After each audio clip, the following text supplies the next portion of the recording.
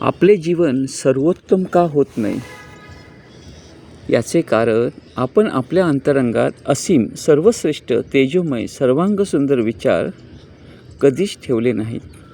म्हणूनच मला असे वाटते, फ्रीजच्या पोटात आपण ज्या ज्या वस्तू ठेवतो त्याच वस्तू आपण जेवणात वापरत असतो, हो ना? तसेच आपण आपल्या अंतरंगात ज्या ज्या वस्तू म्हणजे विचार ठेवू त्या आपल्या जीवनात आज ना उद्या वापरल्या जाणार. तुम्ही लिमिटेड विचार ठेवलेत, जसे माझा स्वभाव असाच आहे, मी बदलणार नाही, मला महिन्याच्या शेवटी इतकेच पैसे मिळाले पाहिजे, मी इतकी वर्षच जगणार, सर्वच जीवनाचे गणित चालू जीवनात मांडून मोकळे केलेत. मला सांगा, तुम्ही स्वतःला पिंजऱ्यात कोंडून घेतलेत विचाराने. तुम्ही तुमच्याच जीवनाचा पहिलाच रस्ता तयार करून ठेवलात आणि आता विचार करता, देवा मला मार्ग दाखवा, माझ्या जीवनात काहीतरी अलौकिक बदल करा, जेणेकरून मी आनंदी राहीन, प्रसन्न राहीन. समजा एखादा माणूस रेल्वेत बुकिंग करून बसला तर त्याला त्याच्या मुक्कामापर्यंत कोणीही कधीही उतरवणार नाही. हे जसे सत्य आहे तसे तुमच्या जीवनाचे झाले आहे. निसर्ग तुम्हाला वैश्विक आनंद देण्यासाठी 24 तास सज्ज आहे, पण घेण्यासाठी तुम्ही एक दिवसही त्याच्यासाठी ठेवला नाही रिकामा. तुम्ही भगवंताला नोकर समजू लागले आहेत. तुम्ही त्याला गाळलेल्या जागा भरायला सांगत आहात, परीक्षेत जसे भरतो तसे. पुढचे मागचे सर्वच तुम्ही पहिलेच लिहून ठेवलेले आहे.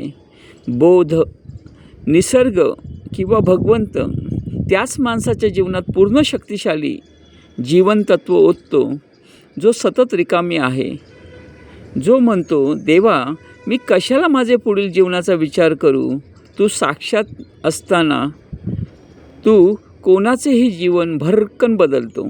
हे मला योगानुयोगे माहिती आहे, पाहिले आहे, तर मी का उद्याचा विचार करू? नाही देवा, बिलकुल नाही. मी तुला माझे जीवन समर्पित केले आहे. साऱ्या ब्रह्मांडाचा तू विश्वनायक आहेस, सर्व शक्तिमान आहेस, सर्वश्रेष्ठ आहेस. मी तुझा सेवक आहे, पूर्णपणे तुला समर्पित माझे जीवन आहे. नव्हे प्रत्येक दिवस आहे, नव्हे प्रत्येक तासही तुला समर्पित आहे. प्रत्येक मिनिट व प्रत्येक सेकंदही तुलाच दिले आहे देवा. तुझ्या इच्छेने, तुझ्या प्लॅनिंगने माझे जीवन घडू दे. एक छोटीशी गोष्ट जी मी नेहमीच सांगतो लोकांना. 2 दगड असतात, एक शिल्पकार येतो व त्या दोघांना बोलतो, मी सुंदर शिल्पकार आहे, तुम्हाला छान घडवीन, पण थोडा त्रास सहन करावा लागेल. मी मूर्ती बनवताना नको असलेले दगड तोडून फेकून देईन. एक दगड मला नाही घडायचे. एक दगड बोलला, असे तरी माझा काय उपयोग, जंगलात पडून चालेल, घडवा. त्या शिल्पकाराने त्याची सुंदर मूर्ती तयार केली व त्याला लोक पूजायला लागले. व दुसरा न घडलेला दगड त्यालाही लोक घेऊन आले व त्याला त्या मूर्तीच्या बाजूला ठेवलं. सर्वच भक्त येत आणि ते घडलेल्या मूर्तीला म्हणजे त्याला भगवंत म्हणून पूजू लागले. व जो दुसरा दगड जो होता बाजूला, जो न घडलेला होता, त्याच्या डोक्यावर लोक आयुष्यभर नारळ फोडू लागले.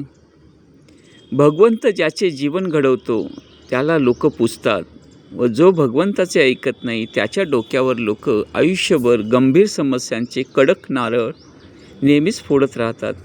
ज्यांनी 24 तास इतकी वर्ष आपलं शरीर विनामूल्य सहज चालवले, त्या भगवंतावर आपला विश्वास नाही. आश्चर्य वाटते. मानव खरा दुःखी याच कारणामुळे आहे, कारण तो भगवंतावर जराही विश्वास ठेवत नाही. म्हणून आजपासून एकच लक्षात ठेवा, विश्वास एक बीज आहे जीवनाचं. जय सनातन संस्कृती.